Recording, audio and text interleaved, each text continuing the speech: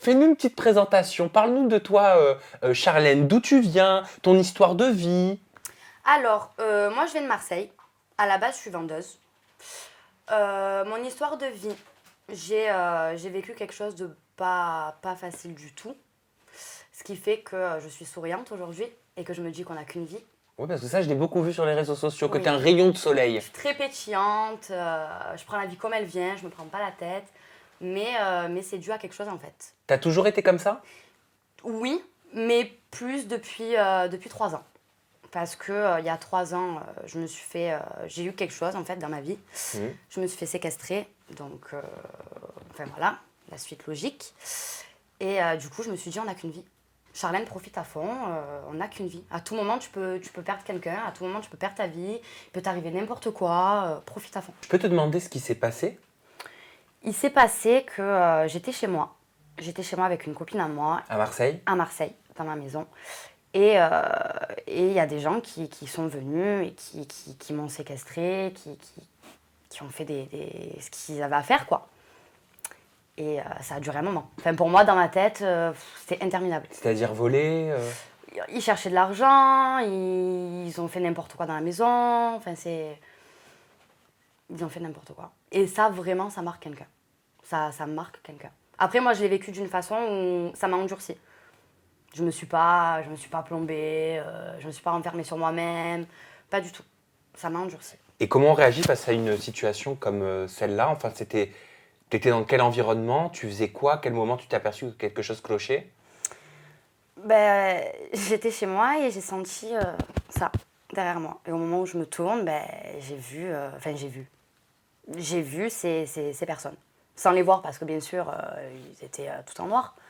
Mais le choc total. Genre, je t'en parle, j'en tremble et tout. Et, Le choc total. enfin, moi, j'arrive parce que souvent, on a tendance à dire, bah, moi, je ferais ci, je réagirais comme ça. Ah non, mais moi, à chaque fois, avec mes copines, on dit non, mais moi, s'il m'arrive un truc, je prends ça, je le frappe, je lui crache dessus, coup de tête et tout. Pas du tout. Ah, j'ai perdu tous mes moyens. Ah, on pleure, ça allait pas du tout. Alors que je sais très bien me défendre, attention, hein. Mais dans ce cas-là, tu perds tous tes moyens. Tu perds tout. Tu sais plus où tu es, tu sais même plus comment tu t'appelles, tu sais plus rien. Le seul truc que tu trouves à faire, c'est rester là. Tu sais pas. Et comment ça s'est passé la suite? Enfin, t'étais où? T'étais dans le salon? T'étais dans ta chambre? J'étais dans ma chambre. Après, on est passé dans le salon. Et ça a duré 3, 4, 5, ça a duré bien 3h30. 3 heures, 3h30. On peut rien faire. On peut rien faire. Même si on veut prendre la défense de quelqu'un, de ma famille, si on veut faire un truc pour les arrêter, si on va appeler quelqu'un, ou n'importe, peu importe. On peut rien faire. On peut rien faire. Et c'est après, quand la situation est passée, que les gens sont partis, que tu te dis putain, genre j'ai vécu ça, quoi. Genre là, il vient de m'arriver ça, en fait. Genre c'est pas possible, c'est pas vrai, c'est pas vrai. Ça peut pas m'arriver à moi. Donc comme quoi, ça arrive à tout le monde. Comment tu t'es reconstruite? J'ai mis du temps. J'ai mis du temps. Déjà, pendant bien 6 mois, je suis plus allée chez moi. Parce qu'en fait, ma mère et mon père, ils sont séparés. Donc je suis passée chez ma mère. Et j'avais tellement peur qu'on me retrouve chez ma mère et qu'on s'en prenne à ma mère, ben, que je suis allée ni chez ma mère et ni chez mon père. Je suis allée chez mon copain que j'avais à ce moment-là. Mais je suis allée voir des psys. Après, je suis pas folle, je sais, hein, mais j'avais besoin d'en parler, en fait. J'avais besoin d'en parler, il fallait que ça sorte. Il fallait que ça sorte. Et aujourd'hui, ça va mieux? La blessure, elle est cicatrisée? Est-ce qu'on peut cicatriser d'un événement comme celui-ci? Ben déjà, pour cicatriser, il faut être très fort, mentalement. Vraiment, vraiment, vraiment. Après, oui, j'ai cicatrisé, il n'y a pas de souci. Mais par exemple, quand une porte va claquer ou n'importe quoi, je vais sursauter. Ou il y a des musiques que je ne peux plus écouter, par exemple. Pour quelle raison?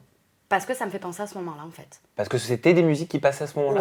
Ouais, c'est ça. Après, dormir la fenêtre ouverte, je peux plus. Ça me fait peur. Pourtant, c'est bête, hein, mais ça me fait peur. Fermer les volets tard la nuit toute seule, je peux plus.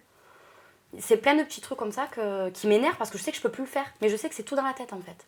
Tu vois? Mais ça passera avec le temps. T'es forte? Je suis très forte. Mmh. Je suis très, très forte.